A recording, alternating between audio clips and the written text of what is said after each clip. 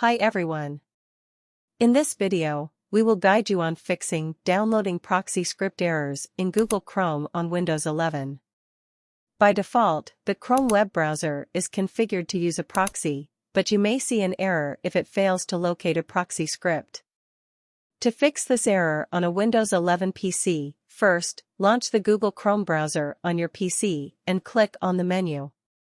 In the drop-down menu, click on the Settings option.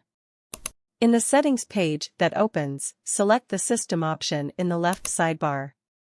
On the right sidebar, click on the Open Your Computer's Proxy Settings option. When you're done, Windows 11 Proxy Settings will appear on the screen. Here, turn off the toggle beside the Automatically Detect Settings option. That's it.